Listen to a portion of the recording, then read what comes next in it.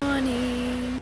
We had a huge storm last night and I left my tail out to dry and it's saturated. The front of my tent I had left unzipped to let fresh air in, and I heard the rain, but I was just so exhausted and I thought, all my electronics are on the other side, so they'll survive it and they'll be fine.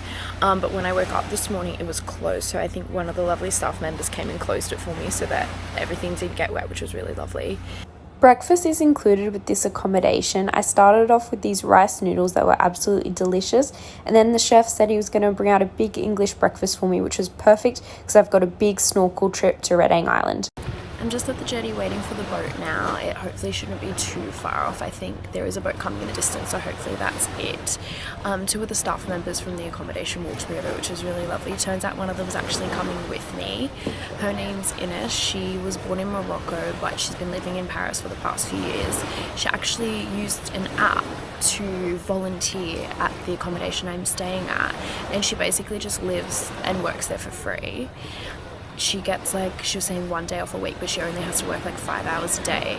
And she was telling me that she chose to have today off because I booked this boat trip. She wanted to come with me, so she specifically chose to have the day off so she could come with me. It was so cute.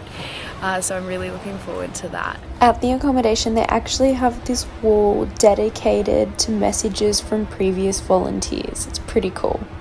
It was about a 45-minute ride over to Redang Island. Our first stop was Turtle Bay.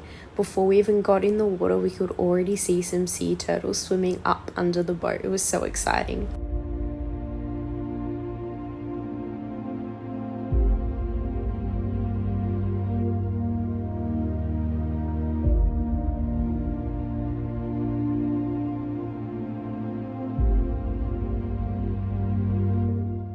On to our next snorkel spot. This one was called Green Coral.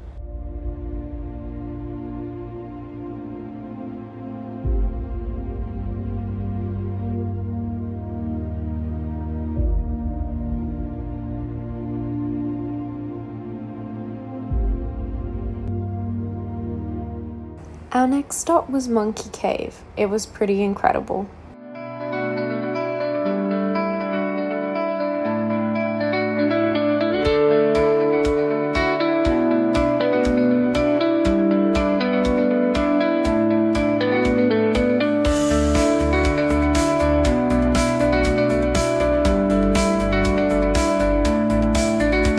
It was finally time for lunch. We stopped at Redang Island Resort. It was absolutely beautiful. I ordered a nasi lemak. Now that lunch was over, we headed back to the boat to head out to Little Maldives, which is a sandbank in the middle of the ocean, and the views speak for themselves.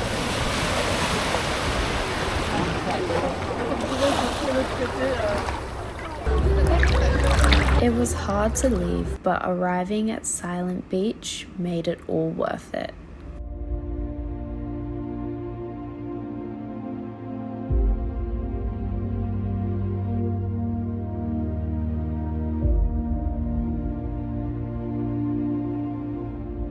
Our last stop of the day was a bit of a bonus. We stopped off at Shark Point, and yes, it's exactly what it sounds. There are known to be sharks here.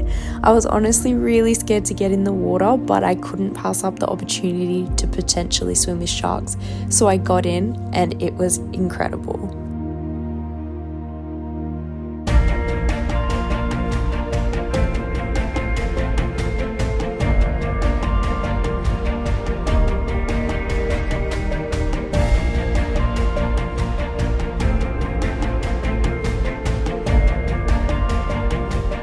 It was unfortunately time to head back. I thought I'd use the next hour or so to relax in the hammock, and then I headed over for a nice early dinner at 6 at the restaurant next door.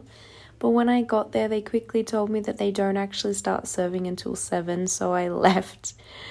Thought I'd go back and have a nice shower before eating.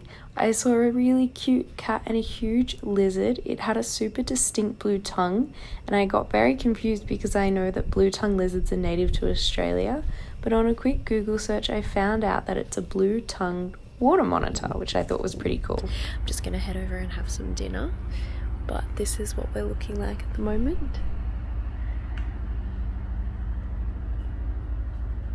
For dinner, I thought it would be fitting to have a seafood dish. It was really nice. I was hoping to have some fresh local seafood. I found out later that it was actually frozen, which was a little disappointing, but it was still yum. Thanks for watching. Come back tomorrow to see what else I get up to.